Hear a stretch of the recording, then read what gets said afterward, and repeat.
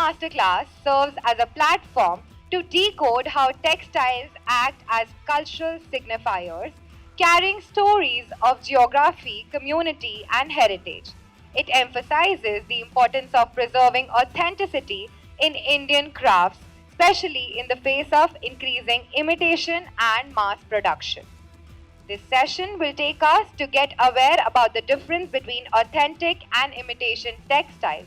It is our great honor to welcome Dr. S. Arun Kumar, Deputy Director at the Weaver Service Center, Hyderabad, as our guest today. So, may I request Dr. Malini ma'am to please initiate this session. To provide small pointers on how do we identify authenticity in textiles. In a situation today we are in where there is a lot of imitations which are also being done, nothing wrong with it, because maybe people are catering to different markets that way. So but then identifying what is authentic and trying to pay a price for the authentic is what people would like to know. In my experience, where I have met a number of people who would not understand what actually is a traditional textile. So this particular effort of ours is basically to give an understanding among general public also to identify a textile. The first and foremost many questions that come to us is, what is handloom and how is it different from powerloom? How do I identify a handloom against a powerloom? So if I see a particular fabric, I might know to a certain extent as to, oh, this is a handloom. But how would you identify what is handloom? So I would ask, who better can be there from rather than the director of the Weaver Service Center, who can identify and tell us small techniques of how do we identify this particular difference between fabrics. Dr. Arun Garu, if you can. Good morning, everyone. Directly going into the subject. What normally we see in the fabrics, we go to the market, we buy fabric on the basic on the price. Normally, when women go to the fabric, few women or few men, I think I'm clear in English or Telugu is someone I can see. So if you go to the market, in the market, on the name of Kanchipuram, on the name of Pochampalli, on the name of any traditional fabric, you will find a lot of imitations and original. And the original normally it values more. It will be 50,000, 20,000, 30,000, 40,000, because it is a original fabric, woven and handloom. For example, double ikat fabric, double ikat saree. If you take a double ikat saree, 7 to 8 days is minimum required for weaving a saree on handloom. Whereas if you go to a powerloom saree, double ikat cannot be made on powerloom, some people say.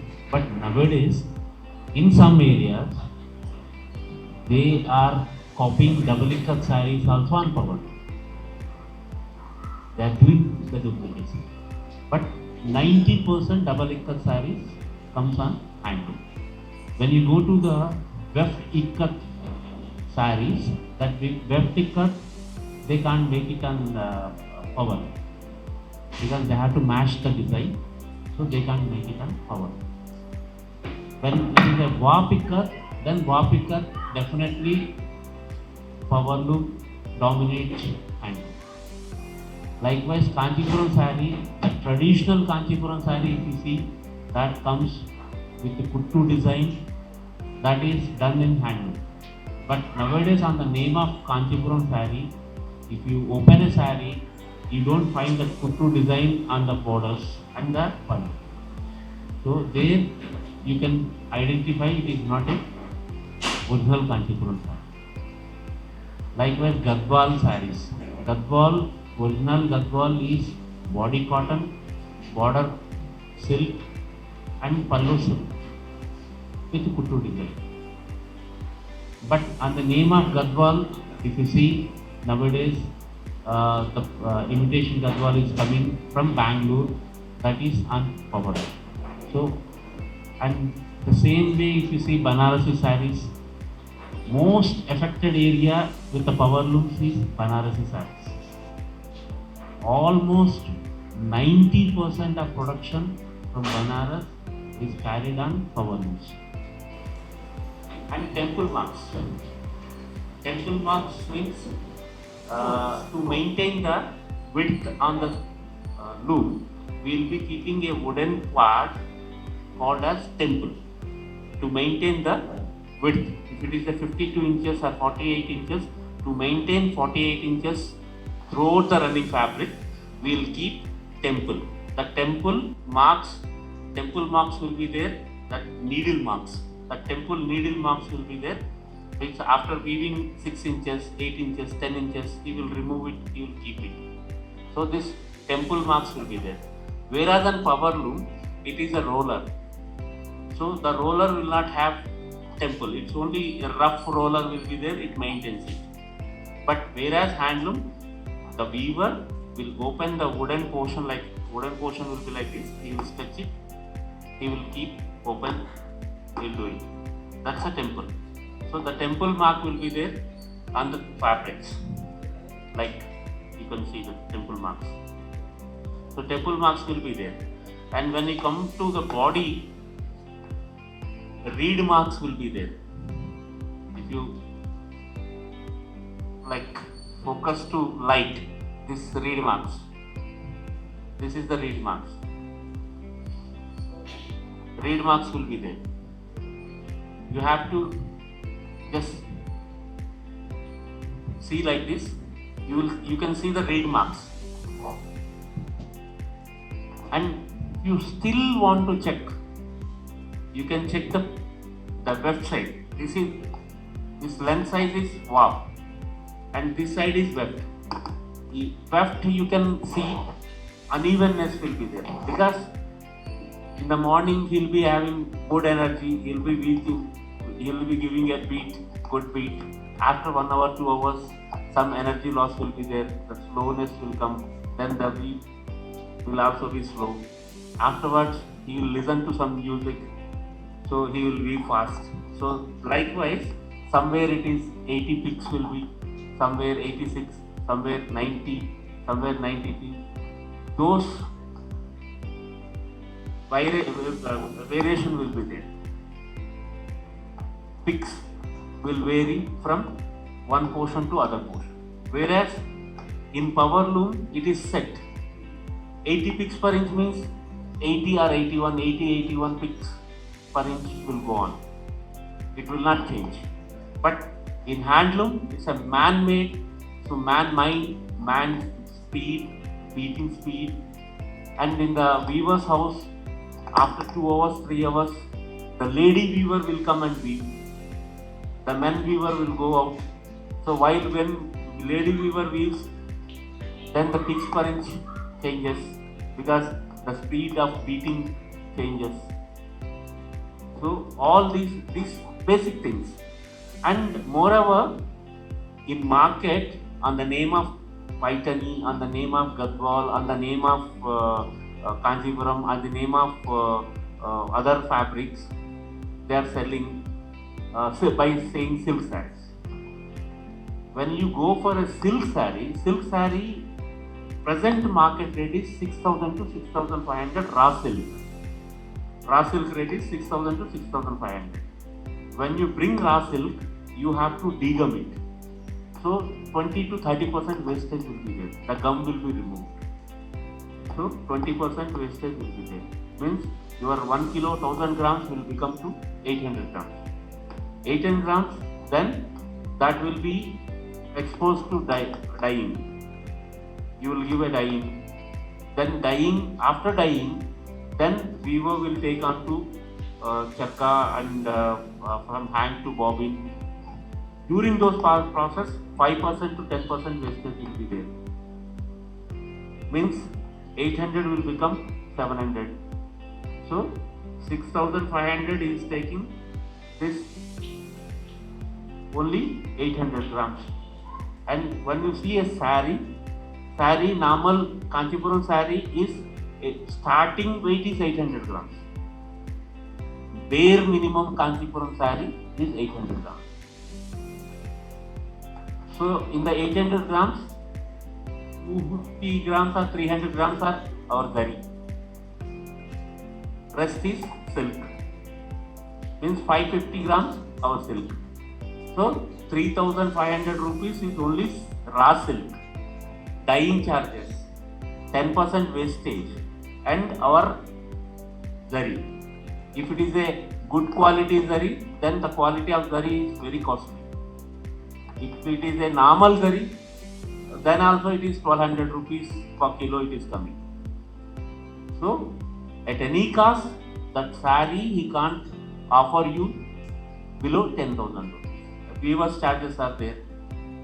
Per day minimum is 300 to 400 rupees weaver charges, and preparatory charges, that is 150 rupees. One sari, 5 days.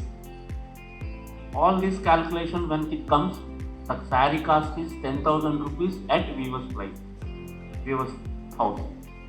How can a weaver 10,000 rupees sari can give you for 2,000 rupees? Then comes a question mark. There itself a question mark. It says it is not a original sari. There it is shows it's not a original sari. Then you have to check while buying. You ask your showroom person to open some threads in the weft and give you. But that is not the original one. That is powerloom one and made with either odd silk or polyester. Even nowadays, one imitation silk has come from China. That is Reliance silk. The people will say it is Reliance silk. Reliance people are promoting it, so that's why that is called Reliance silk. So that comes for 2,000 rupees kilo. That's a China imported silk. So that fabric they are giving it for a cheaper rate. So it is us to decide whether we are going for a genuine product or not. If you are going for a genuine product, you have to pay more. Simple logic, a weaver sitting for 5 days or 6 days on sari, he should earn 20,000 rupees per month to run his family. 20 to 25,000 rupees he should earn in a village, then he is sustainable to live. So to earn 25 to 30,000 rupees, he has to weave 5 saris or 6 saris. So 5 to 6 saris, if he is weaving, so 500 rupees per day, his wages comes. 600 rupees, and the lady weaver will get 150 rupees, 200 rupees for preparatory process. So all together the sari is 10,000 rupees, 12,000 rupees, 15,000 rupees, depends upon the intricacy of design and quantity of silk used, quantity of zari used, and quality of zari used. If it is a tested zari, it will be very cheap. If it is a 1 gram gold zari, costly. 5 gram gold zari, still costly. Because gold nowadays it is touching 1.25 lakhs per 10 grams. So in such a way we have to see this. And when you go for even imitation Paitani saris, they designs are copied, but the richness of handloom sari and the handloom Paitani, handloom sari. Okay, so whereas the shining is there, but the richness, you can identify the quality of richness. You are buying a Kanchipuram sari and the code is of Pochampalli. That is also a duplicate. Kanchipuram weaver of Tamil Nadu is given with some code, and Pochampalli weaver is given with some other code. And Pochampalli weaver is using Kanchipuram label, you can say that somewhere something has happened. And one more brand is there, India Handloom brand. This is like ISI mark. This is given to handloom stores, handloom weavers of elite products like Paitani product. Some 1,000 weavers are there, Paitani weavers. Out of 1,000 weavers, we will collect all the 1,000 sarees. We will send it to our design studio at Bombay in Textile Committee. About what are the marks that you look for. You look for a handloom mark, you look for a silk mark, and an India handloom mark. So there's so many other details. I'm not too sure how many of you are technically really familiar with the technicalities of the loom, but this is how you identify. Now these marks, if they are there, yes, you do know that this is authenticated. If there is a pathani that you would have to talk about, how do you identify it is a pathani sari? Because he's already explained what a pathani is. It is a weave. While most of our textiles do take their name from the place that they have originated initially. Like how sir had explained that, you scan it and you get to know where it is. And, where each particular pathani comes from a place called Pathan in Maharashtra.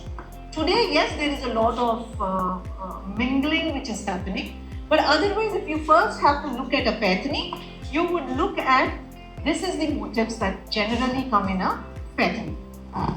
Okay, and then you look at the reverse. Is the reverse also the same? Okay, so open that here. So pallu. So it is a very, very neat finish. You don't see any floats or threads hanging anywhere and any of this. But whereas in another pathani that we were looking at, this is the imitation pathani that we were looking at, you find a lot of floats happening. The back of it is not as neat as the front of it. But whereas in a original pathani, you see the back and front almost similar. So this is one marker for you to identify whether it is an original pathani or a imitation pathani. Because to bring in this sort of a neatness on both the sides, we will need time, we will need skill, so obviously it is expensive. Just by looking at a motif, a parrot motif is there and this becomes a pathani? No, it doesn't. Parrot motif can be done in many different ways. It's not just trying to imitate a pathani motif in different weave is something which you will have to identify, saying that, okay, am I paying a price for real fabric or am I paying a thing for something which is creation? Now, everything has a different market. You might want to sell it in mass market. Yeah, maybe, it will sell 2,000 rupees. It will sell, obviously everybody wants to own a pair. Look, for a picture at least you would want to say that, I want a pathani. But all these crafts are also geographically tagged and indicated. So it might not be a pathani actually. It is a pathani imitation. So the same thing about, this is what is about pathani. Then, this is again a pathani where, how do the weavers reduce the price? The weavers reduce the price by minimizing the pattern too. So, if I have this, my entire sari is plain. But only my palla is like this. So this way also the price comes down to a certain extent. But how the marker of authenticity or recognizing pathani is front and the back of it. Now when we talked about pathani as a technique, there is also one thing which is known as jamdani. I'm sure how many of you would have seen a jamdani. There is one on the red side, the jamdani. So jamdani is a technique which is done in Bengal. Jamdani is a technique which was originally also done in UP. And also jamdani is done in Andhra, which is Uppada jamdani. So how do we identify a Uppada jamdani as against any other technique? So, and it is also done in Northeast. So if you look at this particular we are not talking about the content right now, but we are talking about the weave. So if I'm looking at this, fold it, no, that is not one side. No, we'll fold the front and the back together. Fold it like this. It's identical. The front and the back of the palla is identical. Right? So it is double. So if you look at an original jamdani, phrase and the back of the fabric these are all extra weft techniques that they would call it as. Not going into the technicality of that, but how do you identify it? You identify it by looking at the face and the back, which is the same. But it is an expensive technique. It is time consuming technique. So today you might not see so much of a jamdani happening in regular sarees. Because people do think that, it is expensive, why do I have to do that? So you would see. Okay. Now this is an imitation of a jamdani. This is an imitation of a jamdani. You're seeing the same technique, motifs like this, the back is like this. Alright. Now, so all these, then you see Bengal jamdanis. Not really as intricate, most probably, tangais and jamdanis, but then the sheerness of the fabric, and again both of the sides, you don't really see an extra cutting anywhere. It is always a selvage is being formed, so you don't really see this. This is how you identify it. But again, each of these textiles have a different nature in their motif. An Uppada jamdani is slightly different. It has the aesthetic, the motif has the aesthetic of down south. Whereas you go to a Bengal jamdani, it has an aesthetic of, that very geometric, floral geometry. When you go to a northeast wala jamdani technique, you see these bigger motifs and still, this is not identical, but it is neater. Whereas what you saw in an Uppada jamdani is identical on both sides. Right? So this is how we identify the jamdani. You see, this is not identical. You see certain floats over here. So this is where the weaver, to a certain extent, compromises on to cater to different target markets. Now I would ask my colleagues to take on to the rest of the other side. This one also. This is where we just thought that you should know how to identify. That's it. There's not much of learning. Learning of textiles is pretty vast, but how do you identify? Jamdani is a technique. So the technique has trickled from north, south, east, west, everywhere. So you can also see this technique being followed in the down south traditional Kanjivaram sarees. So we are also talking about the Kanjivaram, which is from the south, from Kanchi, and the traditional style of this Kanchivaram is a contrast palla and border, which is interlocked in the borders this way. So can you see that the palla and the body is woven and joined on the loom itself with this sort of an interlacing. So this is one identity about the Kanchivarams. Alright? And even in Kanchivaram, they are also following the Jamdani technique these days because it gives a more neater finish. Obviously, the prices are also highly priced because of the technique. Alright? So this is about the Kanchivarams, in which we have different patterns, motifs which are being followed.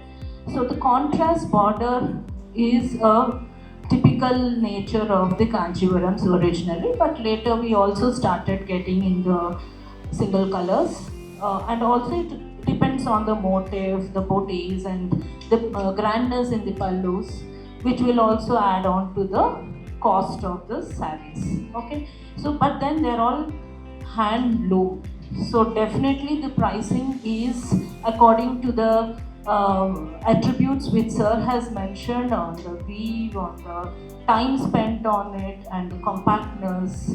So more of unevenness. Handloom is what you can feel that it's a little uneven when compared to a power loom. But though we also have power looms in Kanchivaram these days because the cost.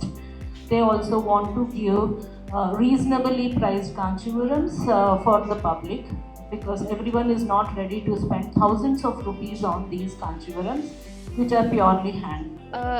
నా పేరు అదితి. నేను కేడీ department 2024 batch. లోపల మాకు woven fabric ఇంకా and about Ajrakh ఇంకా వేరే వేరే prints ఇంకా ఎంబ్రాయిడరీ గురించి చెప్తున్నారు. They were enlightening us about the knowledge of the stuff and everything. And వాళ్ళు చెప్పారు అజ్రక్ ఎక్కడెక్కడ దొరుకుద్ది, ఓవెన్ ఏమేమి ఉంటాయి, and Pochampally ikat price range ఏమేమి ఉంటాయి, ప్రింట్స్ ఏంటి, కలంకారీ ప్రింట్స్ ఏంటి, కలంకారీకి హ్యాండ్ పెయింట్ ఉంటుంది, ఇంకొకటి ప్రింట్ ఉంటుంది, అలా చెప్పారు. Hello, I am Arya Joshi from Textile Design Department in NIFT Hyderabad, and I am currently in my 5th semester of the curriculum. So today we had a session, a master class on all the woven, printed and embroidered textiles.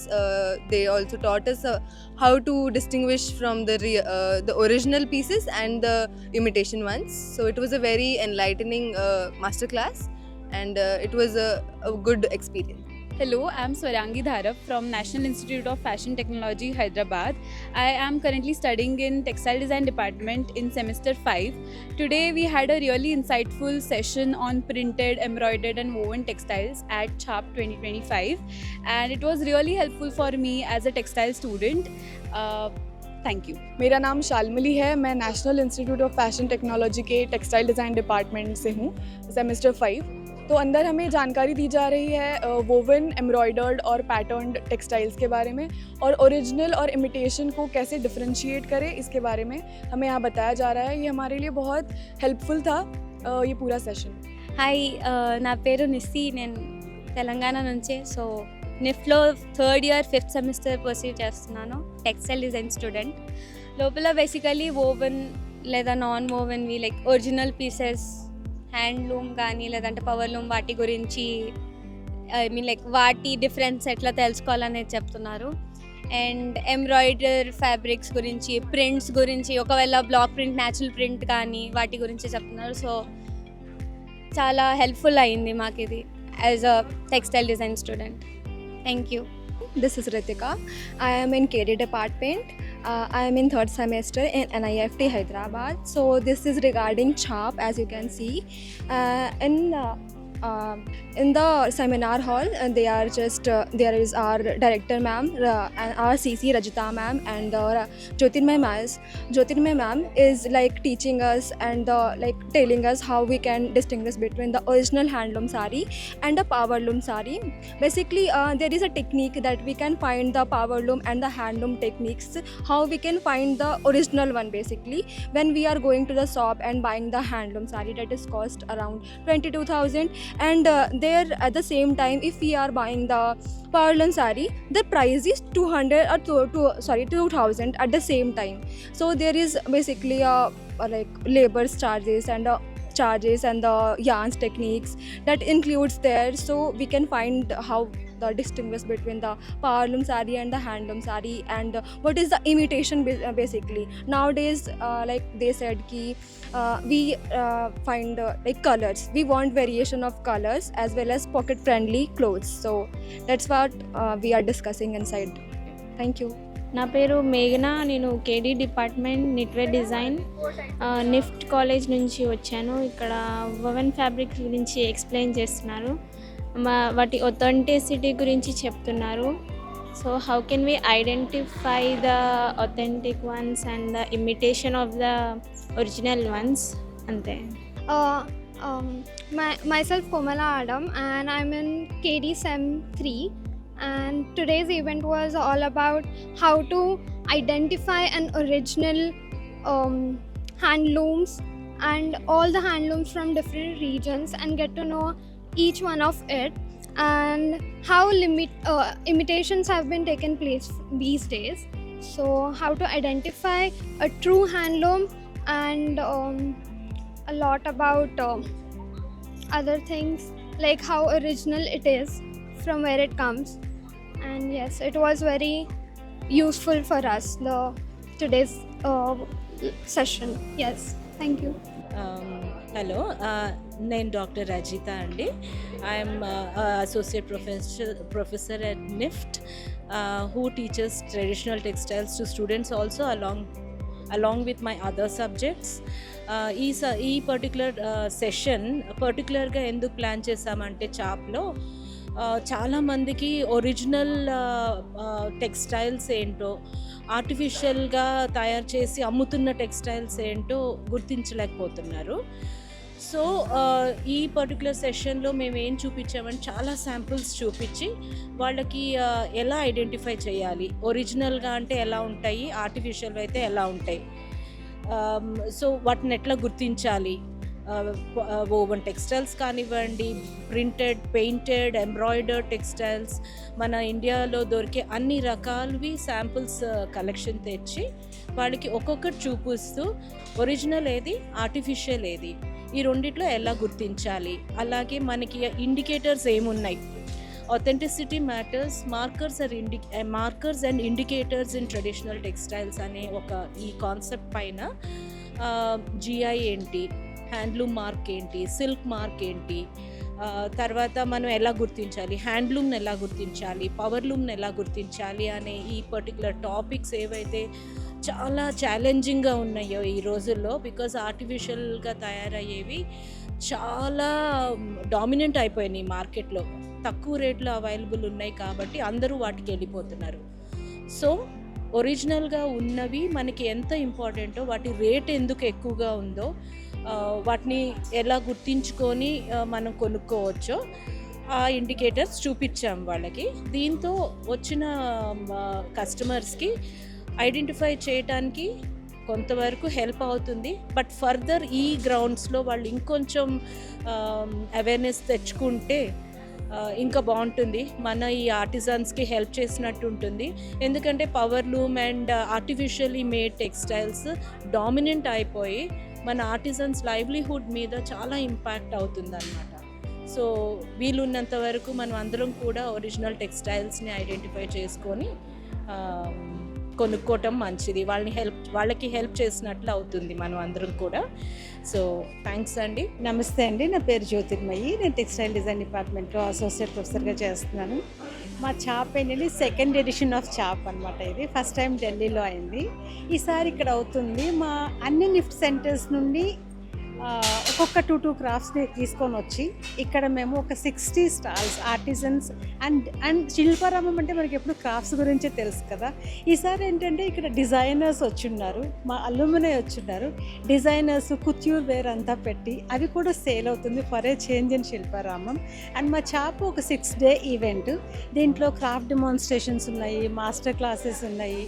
అవన్నీ మా NIFT faculty చక్కగా coordinate చేసి conduct చేసి ఈ handlooms and handicrafts గురించి, authentic టెక్స్టైల్స్ని ఎలా identify చేయాలి, ఇవన్నీ వాళ్ళకి మన మామూలు రెగ్యులర్ ప్రజానికానికి కూడా రీచ్ అవ్వాలి అనే ఒక ఇంటెన్షన్తో మేము చేసాం ఇది. ఇందుకు దానికి చాలా సహకారాలు ఉన్నాయండి. మినిస్ట్రీ ఆఫ్ టెక్స్టైల్స్ నుండి, మినిస్ట్రీ ఆఫ్ హ్యాండీక్రాఫ్ట్స్ నుండి, తెలంగాణ టూరిజం నుండి, శిల్పారామం వాళ్ళ నుండి ఎంత సపోర్ట్ అంటే మీరు నమ్మరు అసలు. ఇంత చక్కగా ఇది ఆర్గనైజ్ చేయడానికైతే వీళ్ళందరి సపోర్ట్ చాలా అండి. అండ్ మా ఫ్యాకల్టీ అండ్ మా స్టాఫ్ అయితే అసలు నేను మాటల్లో చెప్పలేను. వాళ్ళు ఎన్ని రోజులు స్ట్రగుల్ అంటే ఆల్మోస్ట్ మేము ఒక 2 months నుండి ఈ వర్క్ మీదే ఉన్నాం తెలుసా, డెడికేటెడ్గా. Thank you.